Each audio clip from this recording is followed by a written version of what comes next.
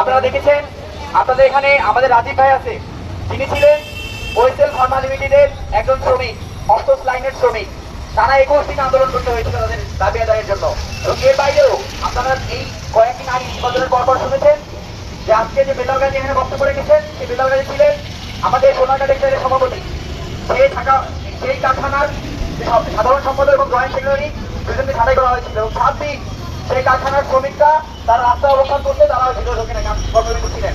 তাহলে আমরা বরিশালের যে উদাহরণ যদি আমরা তাকাই, তাহলে আমরা দেখবো কি যে শ্রমিকরা আন্দোলন ছাড়া, লড়াই সংগ্রাম ছাড়া আজ পর্যন্ত শুধু বরিশালে কেন, তারা পৃথিবীতে কোনো কিছু আদায় করতে পারে নাই। পারছে আন্দোলন ছাড়া আদায় করতে পারছে কিছু পারে নাই।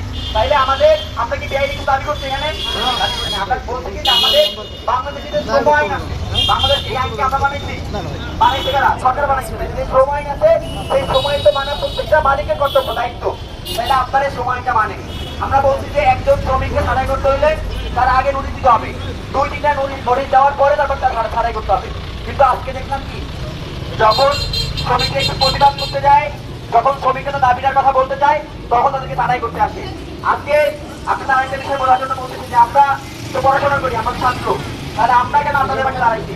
সেই দাঁড়ানোর একটা অন্যতম কারণ হচ্ছে যে আমরা মনে করি যে বাংলাদেশের যে মানুষ, সেই মানুষের 30% মানুষ, 90% মানুষ শ্রমজীবী মানুষ, যার ট্যাক্সের টাকায় ওই বিএম কলেজে প্রত্যেকটা ইটপাতা তৈরি হয়েছে, যার ট্যাক্সের টাকায় আমার স্কুলের ফ্যান চলে, যার ট্যাক্সের টাকায় বাংলাদেশের অর্থনীতি চলে।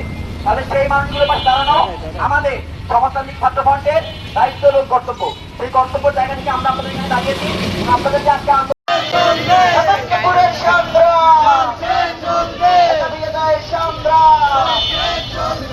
আমাদের দাবি আমাদের দাবি মানতে হবে, মেনে নাও শ্রমিকের দাবি, শ্রমিকের দাবি। অবৈধ শ্রমিক ছাঁটাই চলবে না, বন্ধ করো। এক কথায় কথায় শ্রমিক ছাঁটাই, এই অকারণে শ্রমিক ছাঁটাই, এই যে হাত ছাঁটাই করে, হাত ছাঁটাই করে ইন্দ্র বাংলার দলাররা হুঁশিয়ার সাবধান, মালিকের দলাররা হুঁশিয়ার সাবধান, দালালের চামড়া, দালালের চামড়া,